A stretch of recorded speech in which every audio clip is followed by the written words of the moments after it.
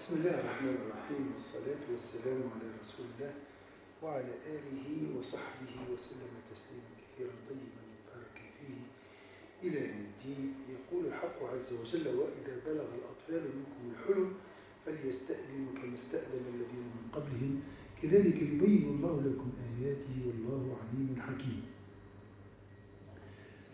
Donc ici ça concerne le verset 59 de sourate An-Nur. Le Coran nous parle de l'éthique de la permission. Donc les enfants doivent demander la permission d'entrer. Lorsque vos enfants atteignent l'âge de puberté, ils doivent, à l'instar de leurs aînés adultes, demander la permission d'entrer. Ainsi, Allah vous expose-t-il ces versets. Allah est maître de la science et de la sagesse.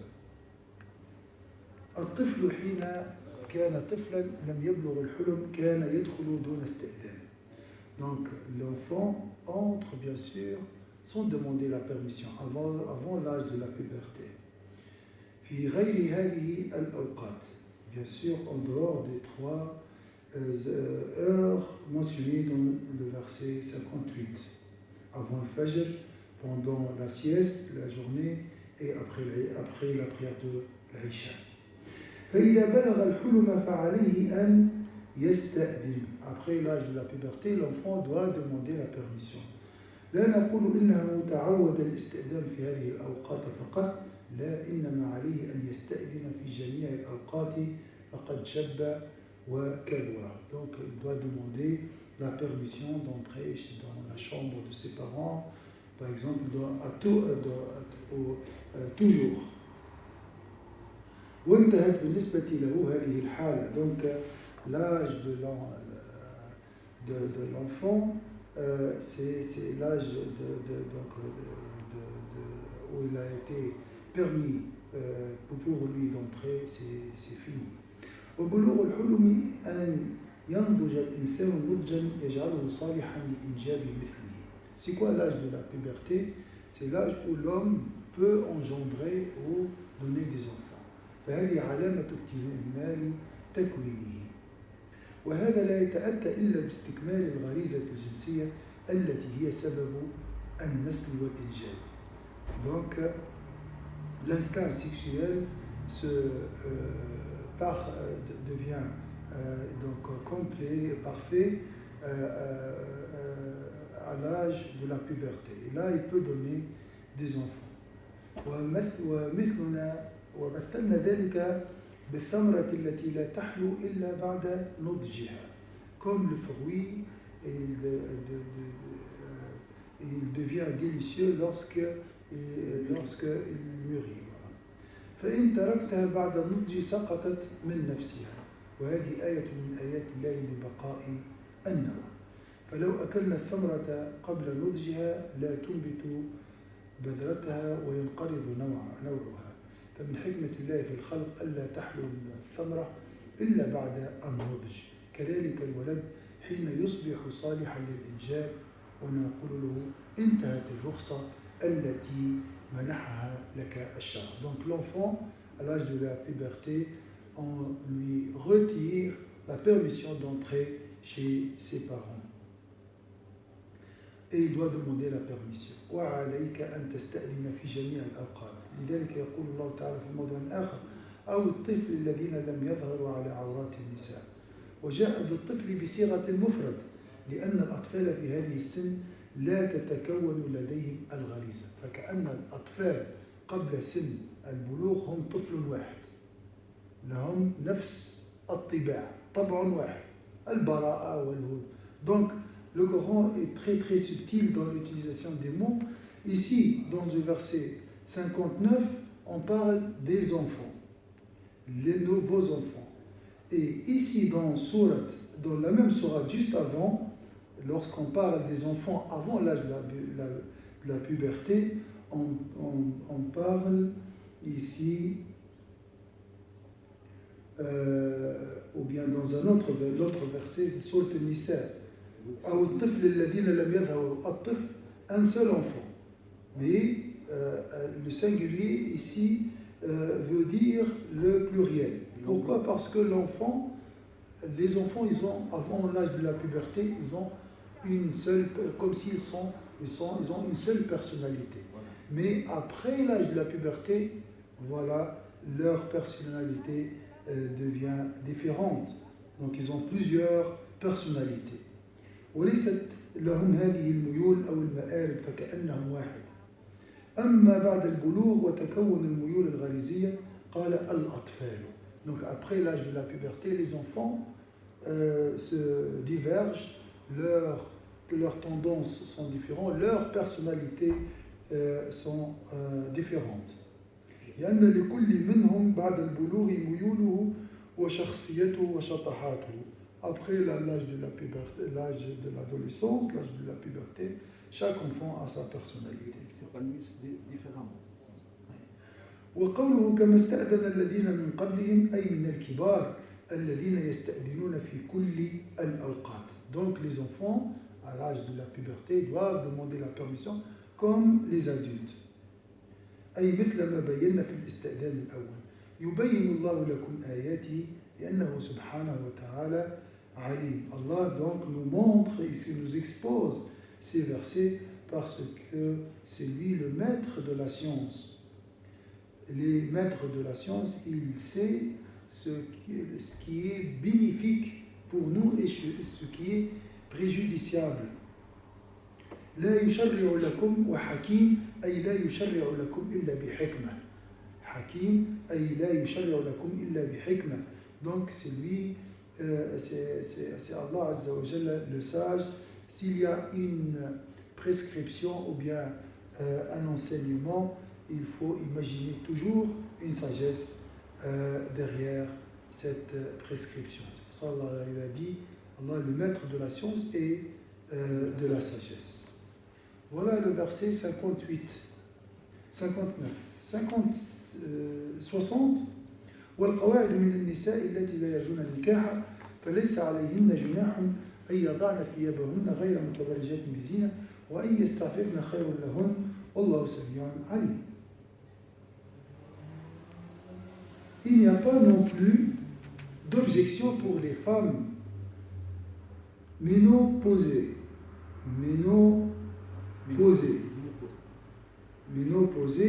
qui n'espèrent plus se marier, de porter des tenues légères, sans cependant exhiber leurs atours. Toutefois, il est mieux pour elles de garder leur retenue. Allah entend tout, sait tout. Je répète l'interprétation de ce verset. Il n'y a pas non plus d'objection pour les femmes ménopausées, donc âgées, ménopausées, âgées, qui n'espèrent plus se marier, de porter des tenues légères, sans cependant exhiber leurs atours. Toutefois, il est mieux pour elles de garder leur retenue. Allah entend tout, sait tout. Barakallahu fiik.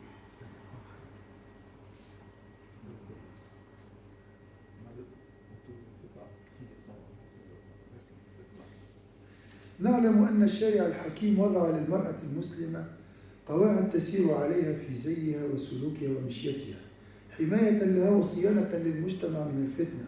Allah a prescrit à la femme un cadre pour préserver sa chasteté et la préserver aussi des mauvais regards. وحتى لا يطمع فيها أصحاب النفوس المريضة فجعل لها حجابا يسترها. Donc le voile est une protection de la femme contre les regards malveillants.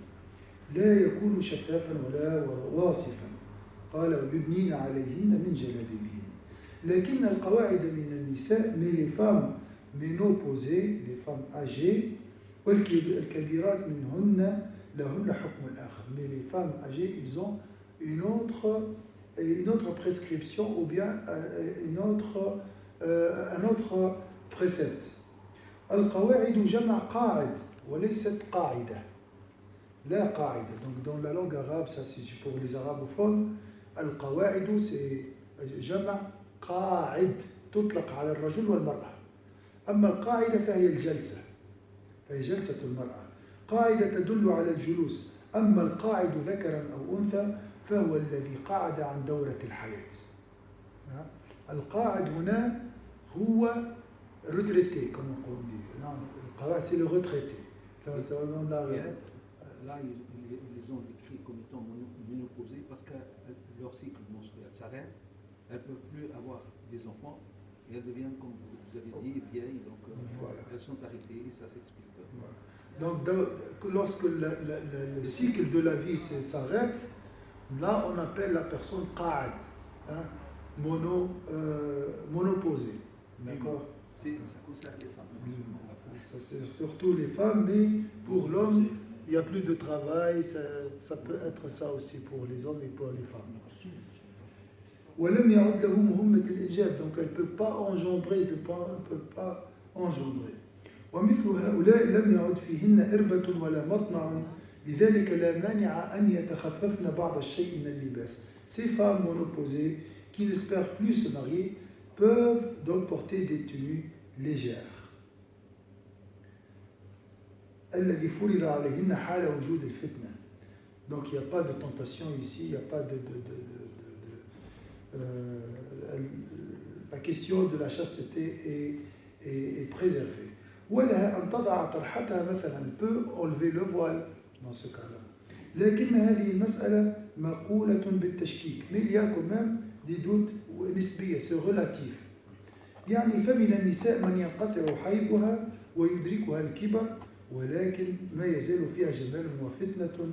لذلك قال ربنا عز وجل وضع لنا الحكم الاحتياطي. Donc, mais il y a des femmes monopausées et qui n'espèrent plus se marier, qui sont âgées, mais ils sont quand même, ils peuvent attirer le regard, ils peuvent donc, ils sont belles, voilà, ils peuvent donc conduire les hommes à la tentation. Dans ce cas-là, garder leur tenue ou bien leur chasteté et leur pudeur est préférable ici, selon le verset. ثم يدلهن على ما هو خير من ذلك. Le meilleur pour eux, c'est de garder leurs habits. أن يستعففن خير لهم. والمقصود بوضع الثياب. Donc garder leur pudeur, garder leurs habits. التخفف بعض الشيء من الثياب الخارجية شريطة غير متبرجات بزينة. فلا يجوز للمرأة أن تضع ثيابها أخذا بهذه الرخصة ثم تضع الزينة وتتبرج. Donc il n'y a pas de sens d'enlever le voile et mettre du maquillage pour attirer. C'est contradictoire, c'est paradoxal. Donc l'objectif ici, c'est de préserver sa chasteté et la chasteté des hommes aussi. Voilà pour ce verset. Le dernier verset qui est très long, ليس على الأعمى حرج ولا على الأعرج حرج ولا على المريض حرج ولا على أنفسكم أن تأكلوا من بيوتكم أو بيوت آبائكم أو بيوت أمهاتكم أو بيوت إخوانكم أو بيوت أخواتكم أو بيوت أعمامكم أو بيوت عماتكم أو بيوت أخوالكم أو بيوت خالاتكم أو ما ملكتم مفاتحه أو صديقكم. ليس عليكم جناح أن تأكلوا جميعا أو أشتاتا فإذا دخلتم بيوتا فسلموا على أنفسكم تحية من عند الله مباركة طيبة كذلك يبين الله لكم الآيات لعلكم تعقلون. Un verset très long, subhanallah. Nul grief aux aveugles, aux boiteux, aux malades, ni à vous-même de prendre des repas dans les maisons qui vous appartiennent ou qui appartiennent à vos pères, à vos mères, à vos frères et sœurs, à vos oncles paternels et maternels, à vos tantes paternelles et maternelles, ou dans les maisons dont vous possédez les clés, ou celles de vos amis. Il n'y a pas d'objection à ce que vous mangiez ensemble ou séparés. Lorsque vous rentrez dans ces maisons, faites le salut à vous-même par la bonne formule. bien béni par Allah. Ainsi Allah vous explicite-t-il ces versets en vue de vous inciter à réfléchir. Donc ça, dans Sourate An-Nur, on parle beaucoup de l'éthique. Comme si, dans ce verset aussi, dans cette sourate, on trouve le verset « Allah est la lumière des cieux et de la terre ». Si tu veux avoir la lumière d'Allah Azzawajal, tu dois observer un bon comportement. Et ça, c'est vraiment la finesse de l'éthique. La demande, la permission, les enfants, les femmes, tout ça, les détails vraiment de l'éthique musulmane. Ceux qui ne le font pas, ils s'exposent forcément à être d'une idée devant leurs enfants, et ça les choque, et ça crée des problèmes. Bien Donc sûr. ceux qui observent ces prescriptions, vraiment se préservent de toute surprise. Oui. Laysa alaykum al-haraj ici, c'est le péché. Donc il n'y a pas de péché ici. Donc nul grief ici, le mot nul péché. فالحرج المرفوع عن هؤلاء هو الضيق أو الإثم. Ça peut être le péché ou ça peut être la restriction. Il n'y a pas de restriction pour l'aveugle et le boiteux, les malades, on va voir.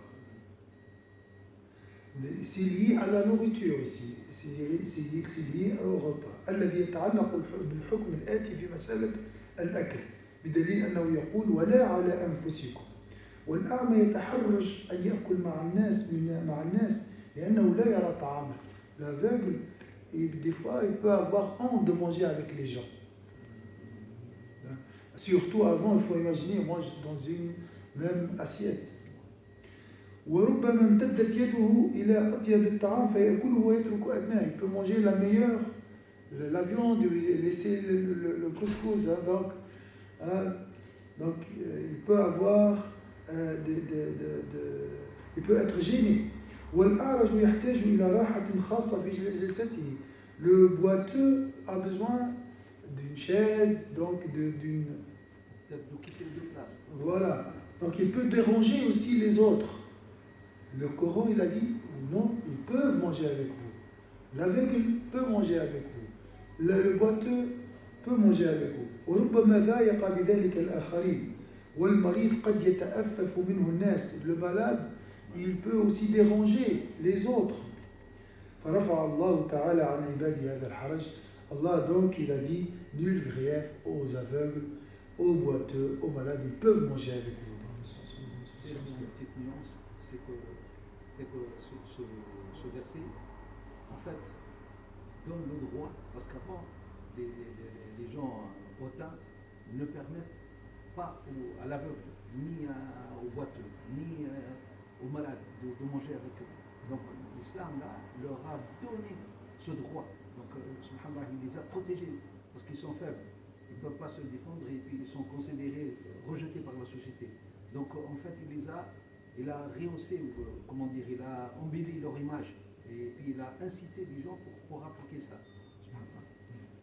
ورفع الله تعالى عن عباده هذا الحرج وقال ليس عليكم جناح أن تأكلوا جميعا أو أشتاتا فيصح أن تأكلوا معهم لأن الحق سبحانه وتعالى يريد أن يجعل التكامل في الذوات لا في الأعراض. Allah veut unir les cœurs, les apparences et les accidents comme l'aveuglement ou le handicap. Ça, c'est un détail. Le plus important, c'est l'union des cœurs. Donc, rassembler tout le monde, c'est ça, c'est l'objectif de l'islam. وأيضا إنك إن رأيت شابا مأوفا يعني به آفة ثم تعامله معاملة خاصة فربما جرحت شعوره. Si tu te comportes d'une manière particulière avec un boiteux ou un aveugle, il va se sentir blessé. Tu le blesses, en fait. Voilà. Mais si tu le rassembles avec tout le monde, voilà, il ressent qu'il est égal aux autres. حتى إن كان ما به أمرا خلقيا من الله لا يتأباه والبعض يتأبى أن يخلقه الله على هيئة لا يرضاها لذلك كانوا في الريف قال يقولون الذي يعطي العمى حقه فهو مبصر. Celui qui respecte son handicap, l'aveugle qui respecte son handicap est considéré clairvoyant. Donc il faut accepter aussi ses défauts. Voilà, ça c'est son handicap ou bien deux autres. لماذا؟ لأنه رضي بهذا البلاء. Pourquoi, selon ce proverbe, cet aveugle est considéré plat? Parce qu'il a accepté cette épreuve. وتعامل مع الناس على أنه كذلك فطلب منهم المساعدة. لذلك ترى الناس جميعا يتسابقون إلى مساعدته والأخذ بيده. جعل الله شيخ الذي فقد حبيبته جعل جزاءه الجنة. Celui qui accepte le fait d'être aveugle, donc de perdre ces deux choses bien aimées que sont ses yeux, Allah lui le récompensera par le paradis pour cela. C'est un hadith du prophète sallallahu alayhi wa sallam. أن تأكلوا من بيوتكم وكان في الأنصار قزازة إذا جلس في بيت لا يأكل منه إلا إذا أذن له صاحب البيت. Donc il a dit ici, Allah Azza wa Jalla, vous pouvez donc dans le verset, vous pouvez manger donc dans vos maisons. Donc ici, nul grief aux aveugles, aux boiteux, aux malades, ni à vous-même de prendre des repas dans les maisons qui vous appartiennent ou qui appartiennent à vos pères.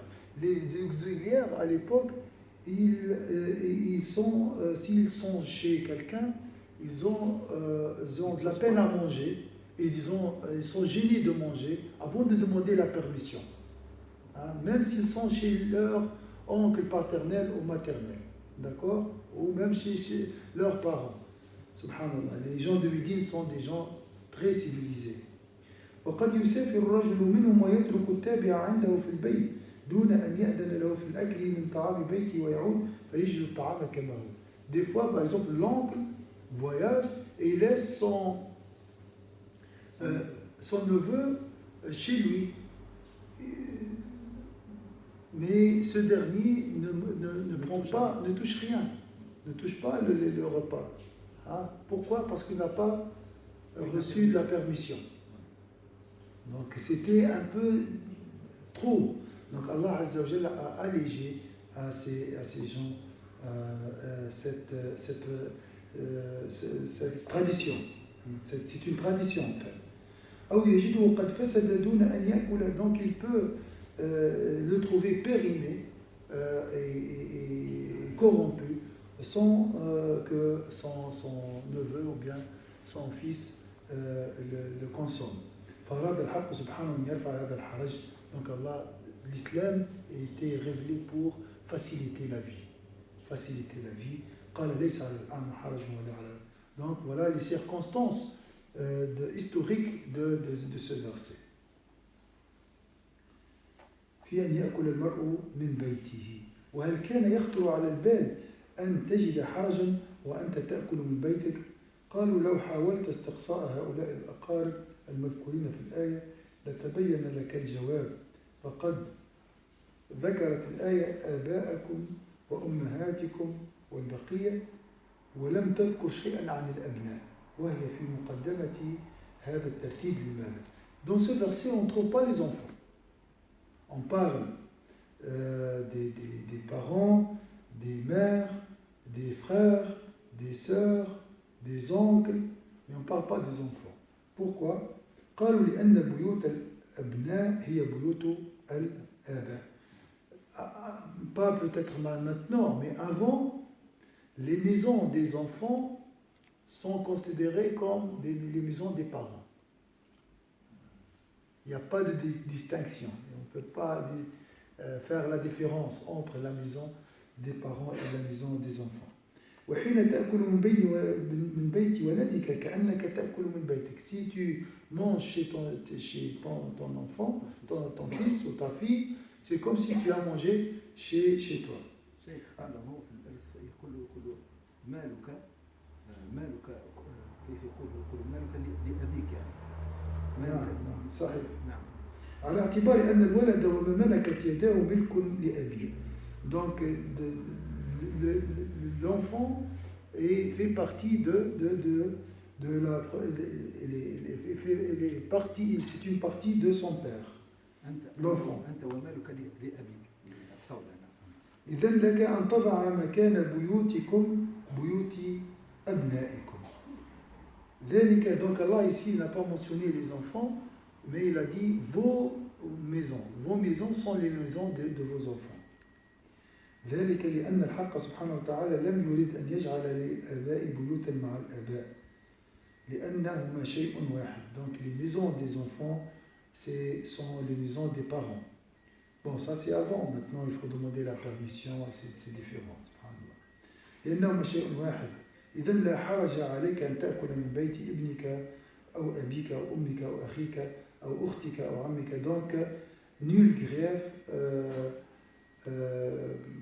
de prendre des repas dans les maisons de ton fils, ton père, ta mère, ton frère, ta sœur, ton oncle maternel, tes oncles maternels, paternels, et on verra la suite, Inch'Allah. أو ما ملكتم مفاتحه. Et ou dans des maisons dont vous possédez les clés. يعني يعطيك صاحب البيت مفتاح بيته وفي هذا إذن لك بالتصرف والأكل من طعامه إن أردت. Si quelqu'un te donne les clés de sa maison, ça c'est une, tacitement c'est une permission. Donc tu peux manger chez lui. Voilà, ça c'est une facilité aussi. Alors, si quelqu'un te donne la clé de sa maison, il te confie. Celui qui détient la clé, il est tout seul. Il peut se servir de voilà, se servir de la nourriture. Il a le droit. L'islam lui a permis cela. En fait, c'est comme la récompense qui est à l'intérieur, c'est quoi? C'est comme si c'est le propriétaire est généreux. Il a été généreux pour c'est comme s'il l'a invité. En lui donnant le confiance ses clés, il peut. Et ça, c'est extraordinaire, l'islam, comment il a parlé de toutes ces choses-là. C'est dans le Coran, ça. Oui, c'est dans le Coran. C'est des versets coraniques. Ça, c'est le verset 61 sur le Talmud. La lumière, c'est la sourate de la lumière. Oui. Donc tout ça, c'est bien détaillé. Mais il faut faire attention. Attention, si la personne qui te confie ses clés ne te donne pas la permission, tu dis, il ne faut pas manger de mon frigo, là il ne faut pas manger, attention. Donc c'est pas parce qu'il t'a donné la clé. Il faut savoir, est-ce que c'est vraiment, il y a dans cet acte, il y a une permission ou pas, hein? Avant, la tradition, c'est quoi? Si je te confie les clés, voilà, ça c'est une permission. C'est inclus. Mais il faut savoir, ça dépend des personnes, ça dépend les circonstances. Attention, hein? Donc il faut faire attention à tous ces détails, parce qu'ils peuvent être des sources de conflit. Ah oui. وتلحظ في هذه أنها الوحيدة. Il faut te demander la permission. Hein? Ici, on ne parle pas d'aujourd'hui. Aujourd'hui, les gens sont polis, tout ça. En général, oui. Quand on dit, par exemple, le linge, oui. Vous savez, quelquefois, il reste une journée dans la voiture et puis je téléphone. Je suis pas là, c'est qui? J'ai mis les clés dans la voiture. Alors j'arrive, je dépose le linge, mais je ne penserai pas à aller fouiller pour me servir dans le frigo. Alors, ça c'est la tradition aujourd'hui. La tradition d'aujourd'hui, c'est la loi. Donc on doit toujours respecter ce qui est reconnu dans la société. À l'époque, si quelqu'un confie ses clés à une autre personne, ça c'est une permission tacite. Est-ce que c'est clair ici? Aujourd'hui, ce n'est pas le cas. Donc on doit respecter les règles d'aujourd'hui. Il ne faut pas dire non, j'ai le Coran, tu m'as donné la clé, donc je peux prendre ton repas ou bien. Non. Oui. Ça, c'est à l'époque, c'est comme 1400 ans, donc c'est différent. C'est une autre mentalité. C'est que ça pousse à la générosité. Tous les versets poussent les gens à être très généreux, présents ou absents. Mais attention. Si je suis absent et je te confie mes clés, ou c'est Cheikh Abdullah qui te confie ses clés, c'est quand tacitement il te permet de manger chez lui. C'est-à-dire, il veut être généreux avec toi. Oui. Voilà, vous voyez. Mais Général, après, maintenant Aujourd'hui, ce n'est pas le cas. Si je te confie mes clés, c'est juste pour entrer et sortir. Mais oui. Voilà. Donc il faut respecter ce contrat tacite. Il y a un contrat tacite. Voilà. أو صديقكم وفي هذا إذن لك بالتصرف والأكل من طعامه إن أردت. أو صديقكم, donc parmi ici, il n'y a pas d'objection à ce que vous mangiez ensemble ou séparés. Donc avant ça, ou celle de vos amis. De vos amis. Donc ça peut être un ami, ça peut être quelqu'un qui t'a confié ses clés. C'est différent, mais qui n'est pas ton ami. Donc les deux, là, il n'y a pas de nul grief de prendre des repas dans ces maisons.